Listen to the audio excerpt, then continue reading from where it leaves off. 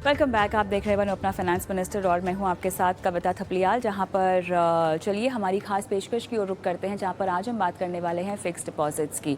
और काफ़ी भारतीयों का सबसे पसंदीदा निवेश का विकल्प होता है फिक्स्ड डिपॉजिट। लेकिन यहाँ पर भी अगर हम बैंक फिक्स्ड डिपॉजिट्स देखते हैं, कॉर्पोरेट फिक्स्ड डिपॉजिट्स देखते हैं, बाकी तमाम इंस्टीट्यूशंस भी हैं, फाइनेंशियल इंस्टीट्यूशंस जो कि आपको मौका देते हैं फिक्स्ड डिपॉजिट करने का। लेकिन कुछ बुनियादी बातें हैं जो अगर आप एफडी करते हैं तो आपको ध्यान में रख लेनी चाहिए। मेरे ख्याल से उसी का एक लेखा जोखा जो है आपको बताने की कोशिश हो रही है। तो सबसे पहले तो फिक्स्ड डिपॉजिट आप सोच समझ के करें, क्योंकि आप एक अवधि तक, एक समय तक उस पैसे को लॉक इन कर लेते हैं। ठीक है, जिस तरह की ब्याज दरें आपको मिल रही हैं, अच्छी खासी ब्याज दर है। आपको अगर 1 से 3 साल या मैक्सिमम 5 साल तक का नज़रिया रखना है तो इन ब्याज दरों पर जो है आप अपने पैसों को लॉक कर सकते हैं। और इसीलिए सोच समझ कर तय करना होता है, क्योंकि एक अवधि उसके साथ जुड़ी होती है। उतनी ही अवधि के आप फिक्स डिपॉजिट करें उस जितना आपको उस अवधि में पैसों की ज़रूरत ना हो, या वो ऐसी रकम है जो आपने अपने भविष्य के लिए रखी हो और उसको आप निवेश करना चाहते हैं। आगे बढ़ते हैं। बहुत सारे लोगों को लगता है कि फिक्स डिपॉजिट है, अगर हम तोड़ देंगे तो क्या हो जाएगा। तो मैच्योरिटी से पहले अगर आप तोड़ते हैं तो लगभग 1% तक की आपको पेनल्टी लगती है। इस बात को आपको ध्यान में रखना है।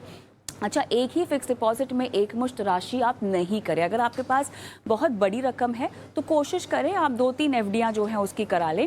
अधिकतर समय में हम ये भी देखा जाता है कि बहुत सारे बैंक है, अगर आप अच्छा खासा एक अमाउंट निवेश कर रहे हैं तो आपको थोड़ी सी ज़्यादा ब्याज दर भी दी जाती है। लेकिन अगर आप इसको तोड़ पाएँ तो आपके लिए ज़्यादा फ़ायदा होगा। ये एक रणनीति के हिसाब से आपको सुझाया जा रहा है। अच्छा, अलग अलग बैंकों में फिक्स डिपॉजिट से ऊँचे ब्याज का आपको फ़ायदा मिल सकता है। तो अपने आसपास जितने भी बैंक से पता लगाएं कहां पर आपको कितने दिनों की फिक्स डिपॉजिट पर क्या क्या रेट मिल रहा है, उसके हिसाब से आपको चुनाव कर लेना चाहिए। और क्योंकि फिलहाल मौजूदा दरें ज़्यादा है तो जितना हो सके इन ज़्यादा या बढ़ी हुई ब्याज दरों का आपको फ़ायदा उठाना है।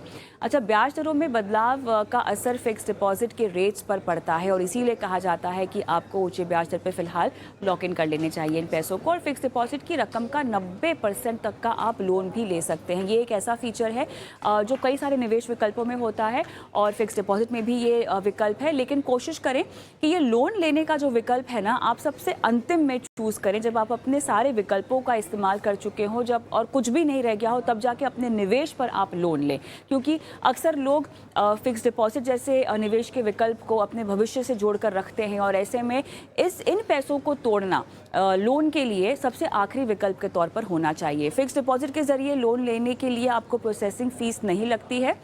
आगे बढ़ेंगे।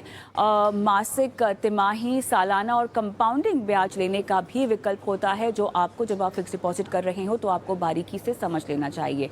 इनकम टैक्स स्लैब के मुताबिक फिक्स डिपॉजिट के ब्याज पर आपको आपकी इनकम के हिसाब से टैक्स भी लगता है। तो इसीलिए हम कहते हैं कि नेट प्रॉफिट आपको कितना है, आपको नेट कितनी ब्याज दर मिल रही है, उसके मुताबिक आपको फिक्स डिपॉजिट करना चाहिए। और अक्सर देखा भी गया है कि फिक्स डिपॉजिट पर जो आपको ब्याज दर मिलती है वो महंगाई के मुकाबले कम है। और इसीलिए जब भी आप निवेश करते हैं, जब भी आप कोई निवेश का विकल्प अपने लिए चूज़ करते हैं, चुनाव करते हैं, तो ये ध्यान में रखें कि महंगाई से ज़्यादा आपकी कमाई हो। बहरहाल ये मोटी बातें बैंक में फ़िक्स डिपॉजिट करने को लेकर। लेकिन हम अपने कार्यक्रम में आगे बढ़ेंगे और वक्त हो गया है सवाल जवाब